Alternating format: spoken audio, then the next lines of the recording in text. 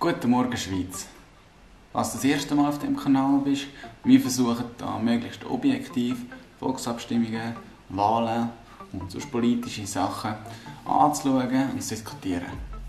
In diesem Video geht es um die Abstimmung über das Wirtschaftsabkommen mit Indonesien.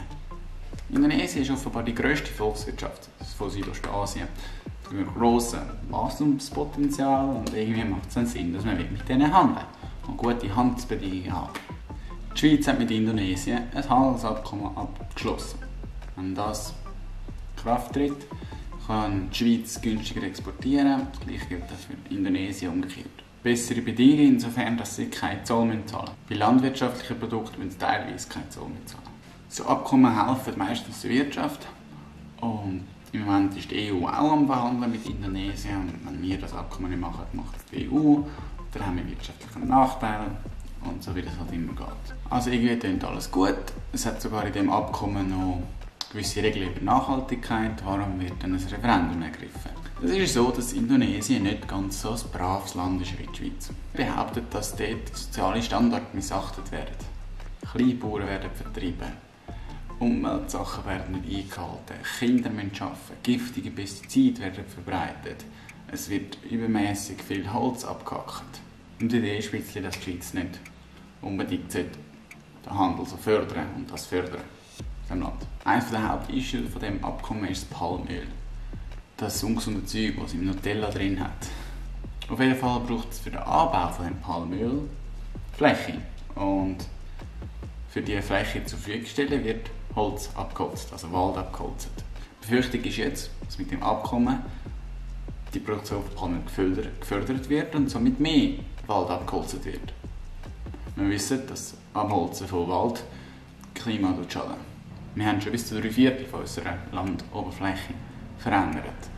Und dann verständlich, dass man nicht Sachen unterstützen, die das fördern. Im Abkommen steht aber klar, dass die Zollsenkungen, die die Produktion fördern, nur auf eine begrenzte Anzahl Palmöl sind. Und nur auf Palmöl, das mit dem Umweltstandardlabel RSPO markiert ist.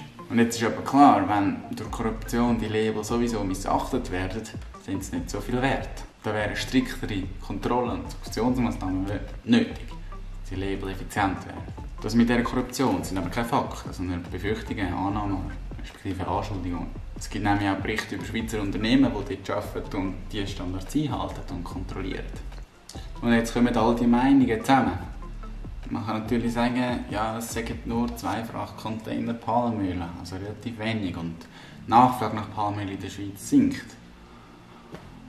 Auf der anderen Seite, wenn man wirklich strikt dagegen ist mit Umweltbelastung, dann können wir den Handel kein bisschen fördern. Wir wissen, dass nicht alle Länder wie die Schweiz so geregelt sind, Umweltstandards so strikt eingehalten werden. Zudem dürfen wir aber auch nicht sagen, dass es nur Profit von den Grosskonzernen geht, weil das Abkommen betrifft so viele Unternehmen, es ist so ein komplexes System, es ist unmöglich, alle Folgen zu berücksichtigen. Und je nachdem muss man für sich entscheiden, wie weit man Kompromisse geht oder nicht. Schlussendlich muss jeder für sich schauen, ob die Korruptionsvorwürfe, die potenzielle stärkere Umweltbelastung in der Balance zu diesen sehr hohen Kosten im Verzicht zu einem Abkommen, wie das gegeneinander ausbalanciert ist und dann für sich das Richtige entscheiden. Falls du weitere Anmerkungen oder Kommentare hast, schreib sie doch unten in die Kommentarsektion von dem Video, dann sehen sie auch die anderen YouTube-Followers und dann können wir weiter darüber diskutieren. Ich finde es auf jeden Fall gut, dass du dich für Politik interessierst, dich informierst, dass wenn du dann abstimmst, du sicher kannst gehen, dass du deinen Beitrag zu deiner Zukunft geleistet hast.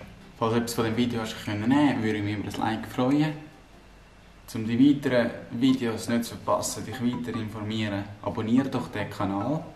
Ich verlinke da noch die 2 anderen Videos. Wir haben insgesamt 3 Abstimmungen, wo wir am 7. März darüber abstimmen. Dann hoffe ich, du bleibst gesund. Genieße den Tag im besten Land der Welt.